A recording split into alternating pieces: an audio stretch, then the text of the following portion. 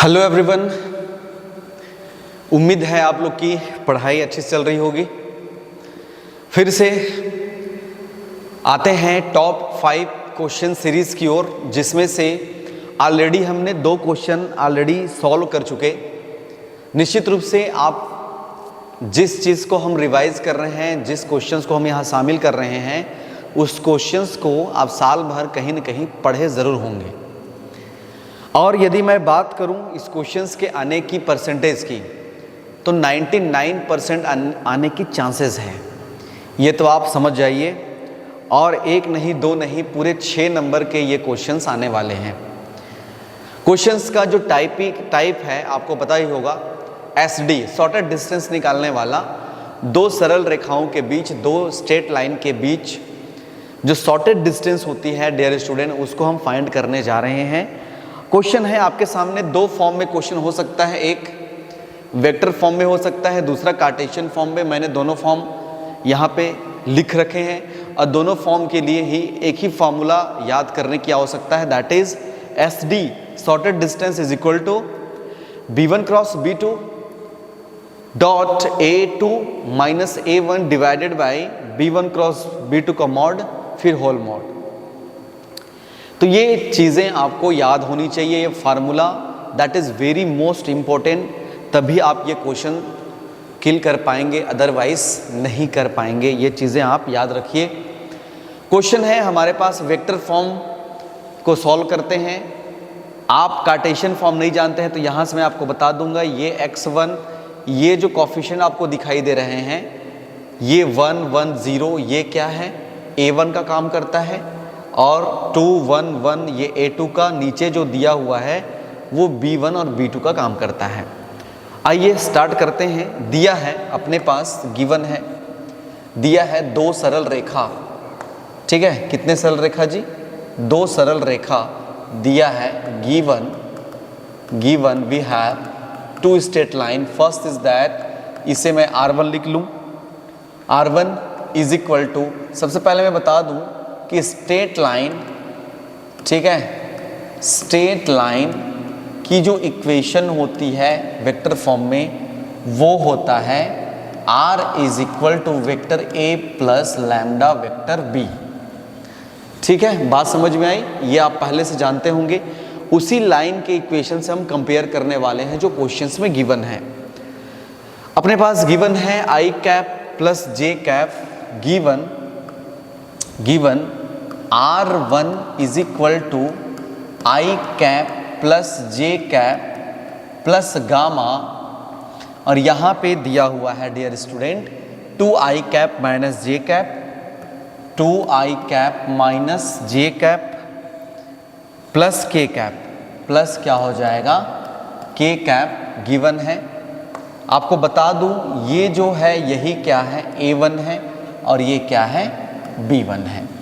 इसी तरीके से जी R2 is equal to given है, that is 2I cap plus J cap, 2I cap plus J cap minus K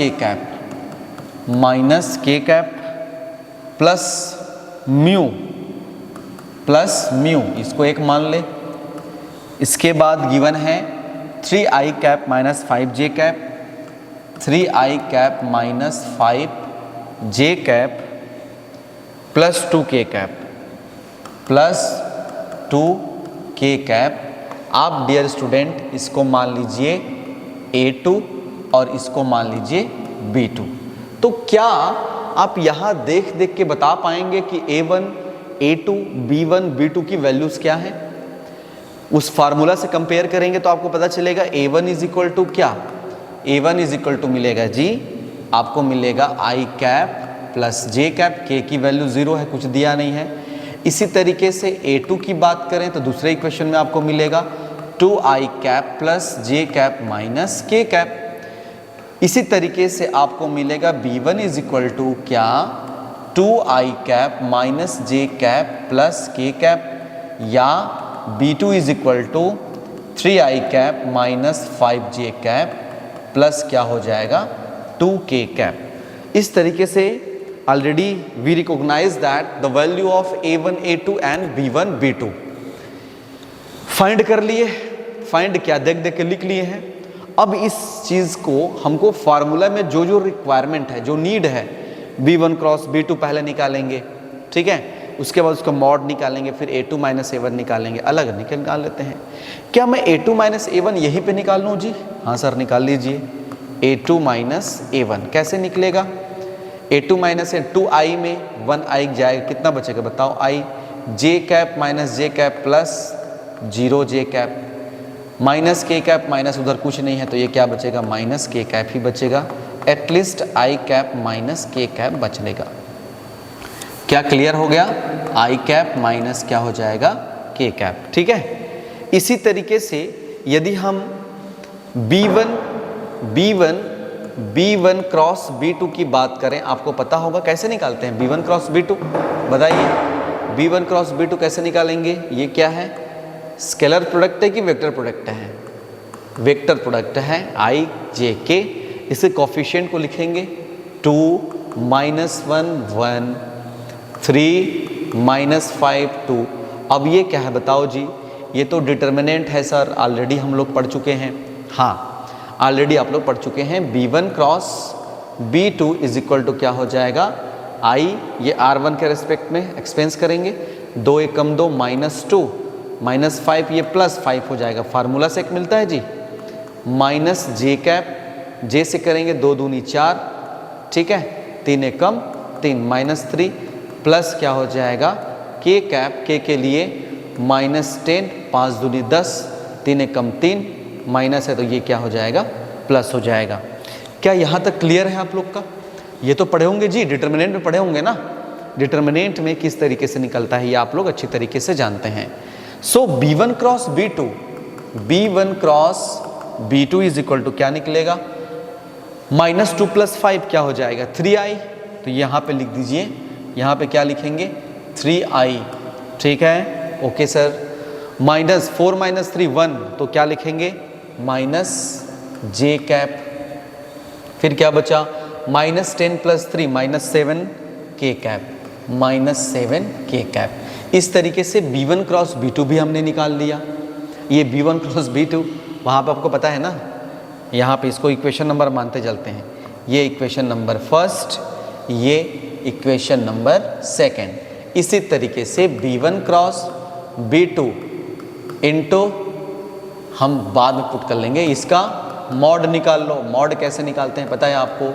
root over क्या हो जाएगा? 3 square plus 1 square plus minus 7 square is equal to क्या हो जाएगा? 3 तिया 9 1, और ये क्या हो जाएगा? 49 इज इक्वल टू क्या हो जाएगा? 50, और ये क्या हो जाएगा? 59। That is b1 cross b2 का मॉड। ठीक है, क्लियर हुआ जी कि नहीं हुआ? हुआ सर। अब मुझे बताओ SD इज इक्वल टू क्या? Shortest distance is equal to mod of b1 cross b2 dot है ना, dot product a2 minus a1 divided by b1 cross b2 का मॉड। इस तरीके से आपको लिखना है। और आपको पता है b1 क्रॉस b2 की वैल्यू हम निकाल चुके हैं। यहाँ पे देखो इक्वेशन नंबर सेकंड से, क्या यहाँ पुट कर दें? SD इज इक्वल टू क्या हो जाएगा? 3i cap minus j cap minus 7 k cap dot a2 minus a1 यहाँ देखिए a2 minus a1 i minus k, ये क्या हो जाएगा? i माइनस k, j गायब है, और इसको हमने निकाला क्या? b1 क्रॉस b2 का मॉड को, मॉड ऑफ 59। क्या यहाँ तक क्लियर है जी? SD इज इक्वल टू निकल जाएगा i का i के साथ 3 1 जा क्या हो जाएगा? 3 माइनस j तो है नहीं तो 0 करेंगे, कुछ नहीं मतलब 0, तो ये माइनस 7 का माइनस माइनस क्या हो जाएगा? प्लस 7 का 7, और ये हो जाएगा 59। SD इज इक्वल टू हो जाएगा 10/59 यूनिट। ये दो सरल रेखाओं के बीच की न्यूनतम दूरी हमने निकाल लिया। क्या मेरी बात समझ में आई? क्या ये आप फॉलो तभी करोगे जब ये वेक्टर फॉर्म में हो। अब मुझे बताओ, क्या कार्टेशियन फॉर्म में रहेगा तो आप निकाल लोगे? कार्टेशियन फॉर्म में रहेगा तो आप आसानी के साथ निकालना है जी।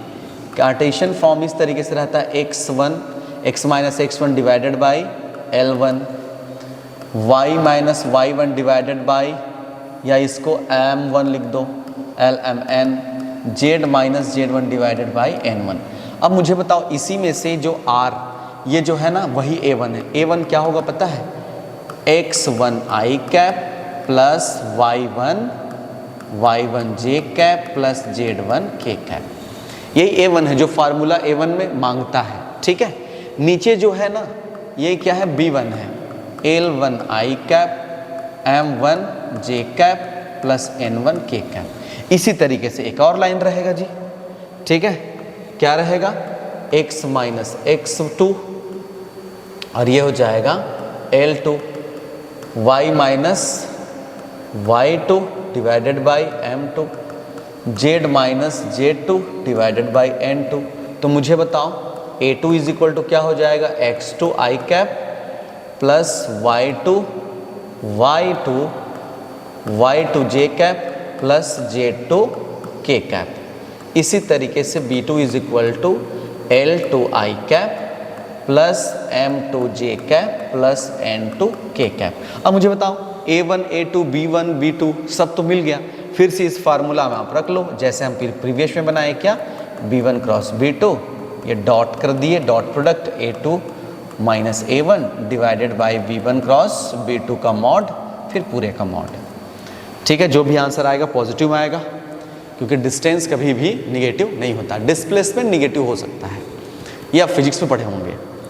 इस तरीके से निश्चित रूप से ये क्वेश्चंस आएंगे, चाहे कार्टेशियन फॉर्म में आएगा चाहे वेक्टर फॉर्म में आएगा। फार्मूला नोट डाउन कर लो, लिख लो, SD shortest distance is equal to B1 cross B2 dot A2 minus A1 divided by B1 cross B2 का मॉड, फिर होल मॉड इसलिए क्योंकि आपको पॉजिटिव वैल्यू चाहिए। आई होप आपको समझ में आया होगा, निश्चित रूप से आपकी कॉन्सेप्ट क्लियर हुई होगी, और ये छोटा सा वीडियो देख करके आपको 6 नंबर मिलने वाला है, पता है आपको। ठीक है, अधिक से अधिक आप जो स्टूडेंट्स हैं मैथ्स के उनके पास ये शेयर करें, चाहे आप किसी भी मीडियम से बिलोंग करते हों। ठीक है, अच्छे से बनाइएगा, पूरा क्वेश्चन अटेम्प्ट करिएगा। ठीक है, थैंक यू वेरी मच, बहुत बहुत धन्यवाद।